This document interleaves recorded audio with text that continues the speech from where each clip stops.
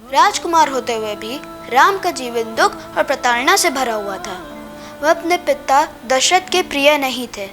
दशरथ की 3 रानियों कौशल्या, सुमित्रा और कैकेयी में सबसे बड़ी रानी कौशल्या के पुत्र राम ने इस दुर्भाग्यपूर्ण घड़ी में जन्म लिया था। यह वह घड़ी थी जब उनके पिता चक्रवर्ती सम्राट दशरथ पहली बार कोई युद्ध हारे थे, और वो भी एक निर्णायक युद्ध जो कि रावण के विरुद्ध लड़ा गया था। इस युद्ध के बाद रावण ने अपना वाणिज्य क्षेत्र बड़ा कर लिया था और उसके राक्षस जनस्थानों पर जाकर लोगों से अभद्र ढंग से अनुचित कर वसूलने लगे थे। इस प्रकार रावण की लंका का एक बड़ा व्यापारी कुबेर इतना धनाढ्य हो गया था कि कहते हैं उसने लंका की मुख्य सड़कों को सोने की चादर से ढक दिया। दशरथ रावण के साथ हुए युद्ध में अपनी हार का जिम्मेदार राम के जन्म को समझने लगे थे। इसलिए कौशल्या भी राजसी उपेक्षा की शिकार हो गई थी और राम भी। एक बार तो अपने महल में अचानक घुस आए राम को कैकेयी ने छड़ी से पीटा था। पर जैसे जैसे समय बीता स्थितियां भी बदली और पूरी तरह उस दिन बदली जब दशरथ बीमार पड़े और उन्हें राज्य कार्य अपने 14 वर्ष के बड़े पुत्र राम को सौंपना पड़ा। राम ने इतनी कुशलता से कार्य संभाला कि बूढ़े होते दशरथ को उन्हें राम में अपना संबल दिखाई पड़ने लगा। क्रमशः राम के व्यक्तित्व ने उन्हें अपने वश में कर लिया।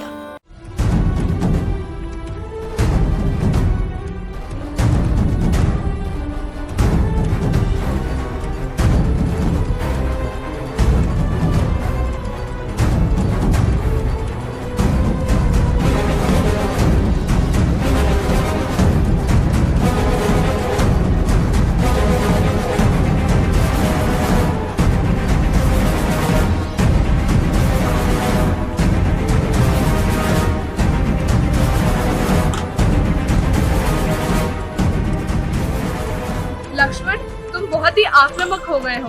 तुम बस आक्रमण करते रहते हो। तुम्हें अपनी सुरक्षा का ध्यान बिल्कुल भी नहीं रहता। तुम्हें सामने वाले के दिमाग से खेलना है, उसके अगले वार को पहचानना है।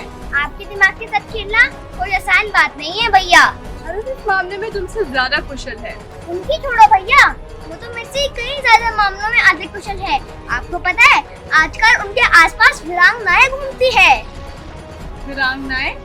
हाँ वीरांगनाएं। भरत भैया जवान हो चुके हैं भैया राम। तो उससे क्या?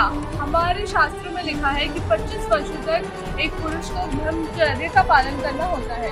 उसके पश्चात ही वह विवाह कर गृह जीवन में प्रवेश करता है। हाँ भैया मुझे सब पता है।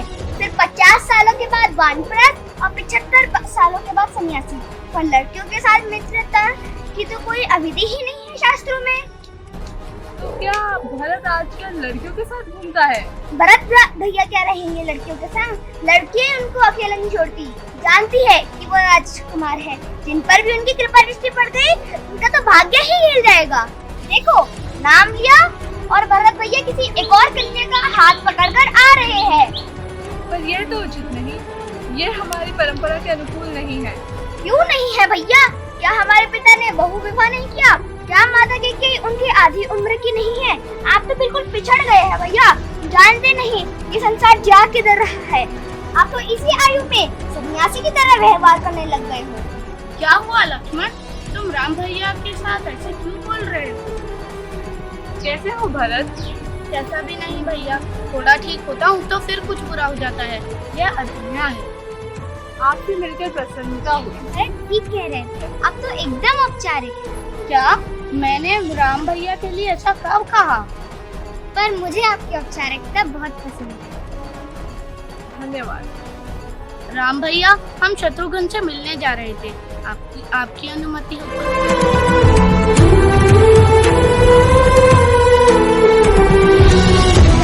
आपने अपने बारे में कुछ सोचा है? मुझे क्या सोचना है? जब पिताश्री और गुरुदेव आज्ञा देंगे मैं विवाह कर लूंगा। मतलब अब कोई भी लड़की पसंद नहीं है? वन की या अयोध्या की? पसंद तो है पर मेरे योग्य कोई नहीं। कोई भी नहीं।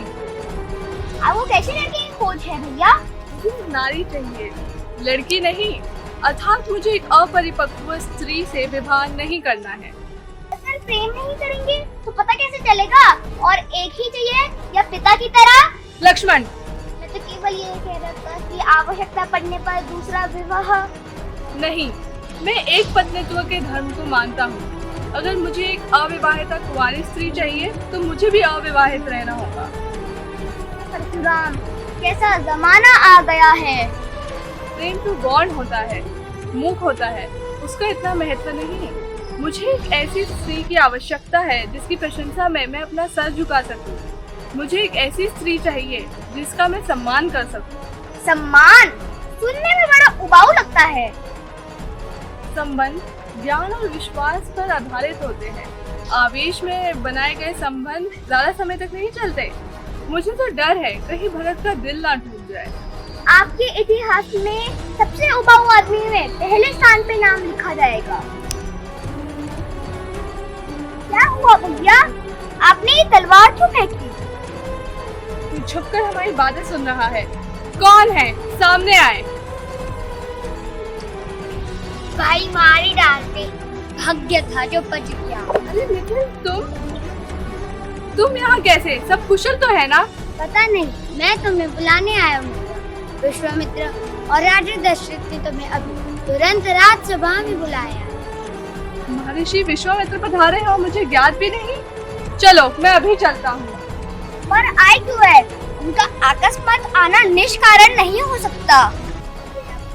राम को वन ले जाने आए हैं अपने गुरुकुल में। अहो भाग्य, देवता भी समान के लिए तरसते हैं। चलो मैं अभी चलता हूँ।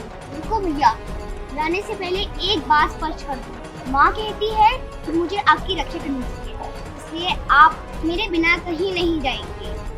ऋषि का आदेश सर आंखों पर आप कह दीजिएगा कि लक्ष्मण के बिना आप कहीं नहीं जाएंगे।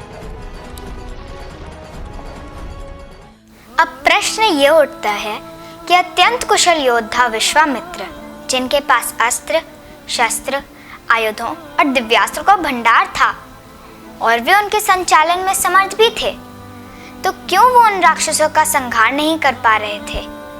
क्यों उन्हें दशरथ के दरबार जाकर दोनों युवराजों राम और लक्ष्मण की सहायता की आवश्यकता पड़ी? क्यों उन्होंने इन राक्षसों को श्राप देकर ध्वस्त नहीं किया? श्राप का स्वरूप क्या होता था तथा उससे कोई व्यक्ति कैसे दंडित होता था? राक्षसों के संहार के लिए विश्वामित्र ने राम को ही क्यों चुना? और भी कई प्रश्न हैं। कैसे राम, लक्ष्मण, भरत और शत्रुघ्न समवयस्क हो सकते हैं? रामायण में कई प्रसंग हैं जिसमें राम प्रेमवश अपने छोटे भाइयों को अपनी गोद में बिठा लेते हैं। क्यों राम तो अपनी सीता को साथ ले गए, पर लक्ष्मण ने एक बार भी मुड़कर अपनी पत्नी उर्मिला को नहीं देखा, ना उससे विदा ली? क्यों शूर्पणखा प्रसंग में उन्होंने बार बार लक्ष्मण को अविवाहित कहा? क्यों पूर्ण वनवास में किसी ने एक बार भी उर्मिला का नाम नहीं लिया? सीरध्वज जनक ने सीता के विवाह के लिए तो इतना कठिन प्रण रखा, पर मांडवी, श्रुति कीर्ति और उर्मिला को यूं ही हाँक दिया। वाल्मीकि जैसा कुशल रचयिता ये गलती नहीं कर सकता। ये कालांतर में किसी अनाड़ी लेखक की मिलावट लगती है। सीता किसकी आत्मजा थी? शिवधनुष केवल राम द्वारा ही क्यों परिचालित हुआ? मेरे राम अपने कर्म और आदर्श के कारण एक व्यक्ति से व्यक्तित्व बने और व्यक्तित्व से ऊपर उठकर ईश्वर बने। आज का प्रबुद्ध आधुनिक दर्शक बात समझना चाहता है। राम को एक आम आदमी से दूर रखा गया है, जबकि वो जन जन के राम है। मेरा ये प्रयत्न है कि राम को जनमानस के निकट लाया जाए।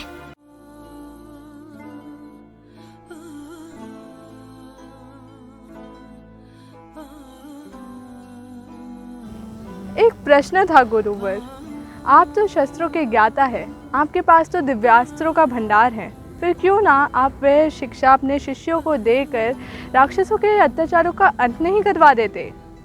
मेरी वाचलता को क्षमा कीजिए, परंतु मुझे लगता है कि मैंने ये प्रश्न पहले कभी नहीं सोचे थे। मुझे तो उन दिव्यास्त्रों का ज्ञान भी आपकी तुलना में बहुत कम है, फिर आपने मुझे अपने योग्य के लिए क्यों चुना? उपयुक्त प्रश्न है राम। ऐसे ही प्रश्न की अपेक्षा तुमसे थी पुत्र, परंतु सांझ हो चली है, कुछ देर में अंधेरा भी हो जाएगा, इसलिए आज रात हम यहीं विश्राम करेंगे, कल दिन निकलते ही यहाँ से प्रस्थान करेंगे। जी गुरुवर। प्रकृति के नियम विचित्र है राम, उसके न्याय विचित्र हैं। प्रकृति किसी एक व्यक्ति को अपनी संपूर्ण शक्तियाँ नहीं देती। दो पक्ष हैं पुत्र, एक चिंतन और दूसरा कर्म। चिंतन जो केवल सोचता है, न्याय अन्याय की बात सोचता है, सामाजिक कल्याण की बात सोचता है, उसके व्यक्तित्व में चिंतन पक्ष विकसित होता है और कर्म पक्ष पीछे छूट जाता है। तुम देखोगे पुत्र, चिंतक केवल सोचता है, वह जानता है क्या उचित है क्या अनुचित, समाज और देश के लिए क्या होना चाहिए क्या नहीं होना चाहिए, किंतु अपने चिंतन को कर्म के रूप में बदलना सामान्यतः संभव नहीं हो पाता। उसकी कर्म शक्ति क्षीण हो जाती है, वहाँ केवल मस्तिष्क रह जाता है। दूसरी ओर वे है जो केवल अपने स्वार्थ के लिए कर्म करते चले जाता है। केवल कर्म व्यक्ति को राक्षस बना देता है।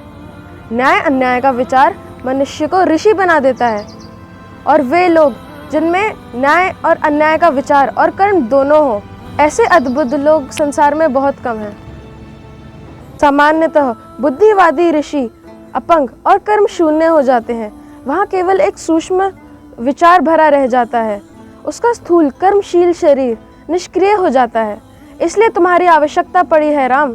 जब तुम मेरे आदेश अनुसार कर्म करोगे तो तुम मेरे पूरक कहलाओगे, किंतु जब तुम स्वयं न्याय की बात सोचकर स्वतंत्र कर्म करोगे तो जैसा मैंने कहा तुम अवतार कहलाओगे। वशिष्ठ ने तुम्हें मेरे साथ भेज दिया क्योंकि वे यह जानते हैं कि तुम मेरे साथ नहीं आते तो भी मैं अपना काम करवा लेता। हम जिसे ऋषि कहते हैं वह एक अनासक्त बुद्धिजीवी है। वह अपने स्वार्थ के लिए कुछ नहीं करता, वह मानव समाज की दृष्टि से सोचता है, इसलिए वह कोई भी साधन जुटा सकता है। तुम न होते तो मैं किसी अन्य आर्य राजकुमार से अपना कार्य करवा लेता। ऐसी स्थिति में सम्राट दशरथ का अहित भी हो सकता था, इसे वशिष्ठ समझते हैं। तुम्हें क्या लगता है मैं तुम दोनों को क्यों लाया हूँ? मैं बतलाता हूँ। आपके आश्रम के यज्ञ में राक्षस बाधा डालते रहते हैं, हमें उन्हें मारना होगा। ये तो मात्र शाखाएं हैं पुत्र, जड़ में तो रावण है। पर वो तो लंका में बैठा है गुरुदेव। वही तो, वो हमें बहुत दूर बैठा दिखता है, पर पूरा आर्यवर्त उसके लिए बहुत निकट है। वो अपनी लंका में बैठ पूरी आर्य संस्कृति को बर्बाद करना चाहता है, इसलिए उसने अपनी सेना की चौकियां जगह जगह स्थापित की हैं। आप रावण के सैनिक अभियान को अत्याचार क्यों मानते हैं गुरुदेव? आर्यवर्त के राजा भी तो सैनिक अभियान करते हैं।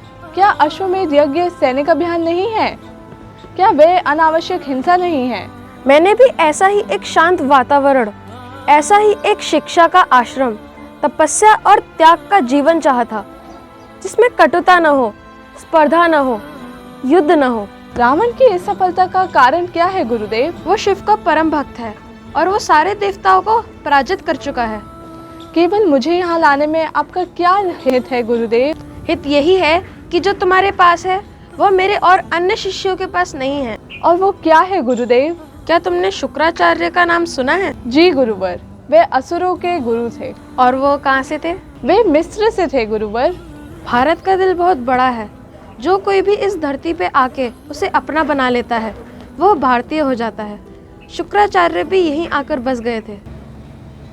हाँ, वे अयोध्या में रहे, इसलिए मलय पुत्र अयोध्या वासियों पर आक्रमण नहीं करेंगे। क्या आपको लगता है वे इन नियमों को आज भी मानेंगे? यही तो देखना है।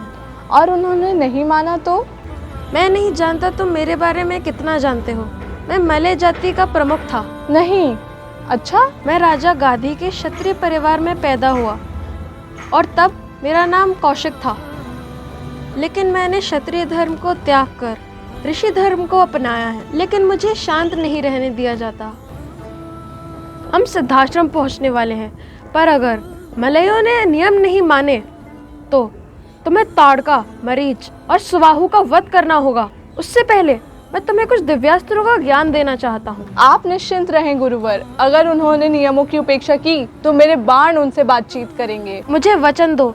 ऋषिवर, कोई और चेतावनी देनी हो तो दे लें। कोई और कठिनाई मार्ग में आती हुई दिखे तो बता दे। कोई और बाधा की ओर इशारा करना हो तो कर दे। वचन मैं तभी दूंगा। मुझे वचन दो कि तुम एक आदर्श राज्य स्थापित करोगे। मैं आश्वस्त हुआ। तुम्हारी शिक्षा अब आरंभ होती है पुत्र। इस प्रशिक्षण के पश्चात तुम राक्षसों को मारने में पूर्णतः समर्थ हो जाओगे। उठो राम, धनुष उठाओ। रघुनंदन, तुम्हारा कल्याण हो। तारका वध के पश्चात विश्वामित्र राम को अयोध्या ले जाने के स्थान पर जनकपुर क्यों ले गए? मार्ग में वे उन्हें अहिल्या के आश्रम पर क्यों ले गए? अहिल्या के शिला हो जाने का कारण क्या था? और उस तथाकथित शिला को पुनः जीवंत करने में राम का योगदान कैसा था? राम कथा से अलग अहिल्या की अपनी कथा भी पर्याप्त प्रश्न लिए हुए हैं। अहिल्या इंद्र प्रसंग में अहिल्या का कितना दोष था? अहिल्या व्यभिचारिणी थी अथवा सती? यदि वे सती थी तो गौतम ने उसे श्राप क्यों दिया? निर्दोष होते हुए भी गौतम ने द्वारा श्राप होने पर भी अहिल्या श्राप मुक्त होने पर गौतम के पास जाने को उत्सुक क्यों थी? और यदि अहिल्या व्यभिचारिणी थी तो गौतम के नए आश्रम में अहिल्या की इंतजार क्यों कर रहे थे?